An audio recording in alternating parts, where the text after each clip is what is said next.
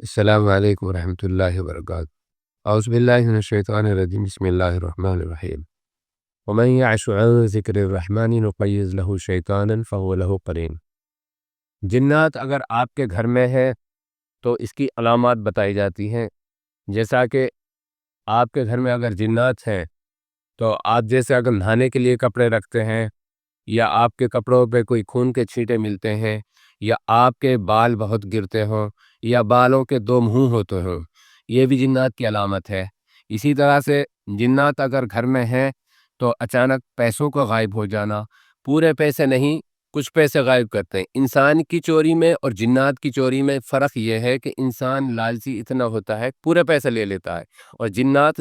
ہوشیاری سے کام کرتے ہیں تاکہ ہمارا نام تو نہ آئے اور کسی انسان کی طرف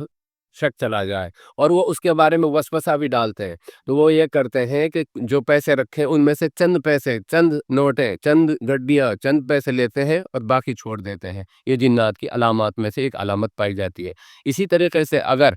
جس گھر میں جنات ہیں اس کی علامات اس گھر کے سونے والوں پہ کھلتی ہیں۔ مثال کے طور پہ اگر وہ رات میں سوتے ہیں تو سونے کے بعد ان کو جو خواب آتے ہیں، خوابوں کے اندر سانپ آنا، یا سونے والا خواب میں یہ دیکھتا ہے کہ وہ کہیں پہ ویرانے میں جا رہا ہے، قبرستانوں میں ہے، اور اس کے پیچھے سانپ بھاگ رہے ہیں، یا اس کے پیچھے اجنبی لوگ بھاگ رہے ہیں، یا وہ کسی دلدل میں پھنس گیا ہے، یا گندے پانی میں پھنس گیا ہے، یا وہ آسمان میں اڑ رہا ہے، اس طریقے کے اگر خواب دیکھتے ہیں تو سمجھ جائیں کہ جنات ہے۔ یہ ایک علامت ہے۔ اور ایک علامت یہ ہے کہ اگر جنات اس گھر میں ہے تو اس گھر والوں کا جو گھر کا حال ہے، رات میں اور دن میں سامان کو کچھ رکھیں گے لیکن جب وہ صبح اٹھیں گے ترتیبیں اس کی خراب ہو جاتی ہیں۔ جیسے سامان رکھا تھا جمع کے، وہ جو چیز جہاں رکھی تھی وہ چیز وہاں نہیں ملے گی، وہ چیز بعد میں ملے گی، وہیں پہ رکھی ہوئی اس وقت نہیں ملے گی۔ تو اس چیز کی بھی، یہ بھی جنات کی ہی علامت پائی جاتی ہے۔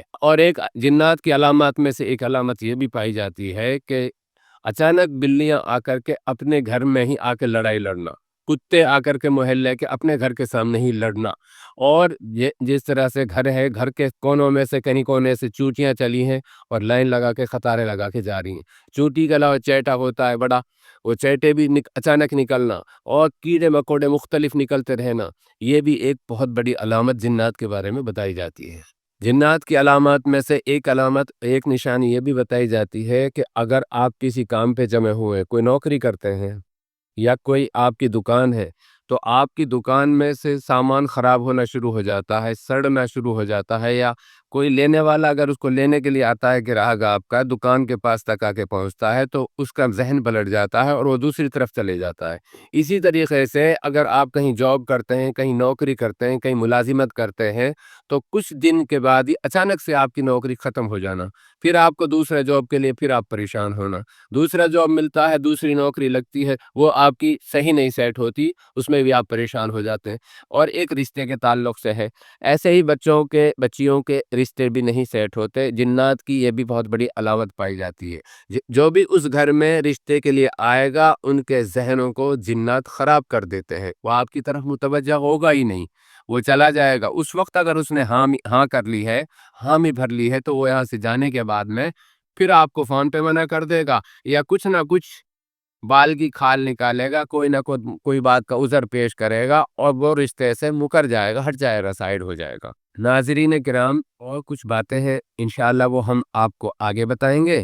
بہت ساری باتیں ہیں ابھی آپ کو جو بتانی ہے، آپ سے گزارش ہے کہ آپ ان کو دھیان سے سنیں، اور ان کو سن کر کے صرف نکال دینا نہیں ہے، ان کے اوپر غور کرنا ہے، اور اس طرح کی اگر خرافات، اس طرح کی علامات، اس طرح کی نشانی اگر پائی جاتی ہے تو اس کا علاج کی طرف توجہ کرنی ہے۔ السلام علیکم ورحمۃ اللہ۔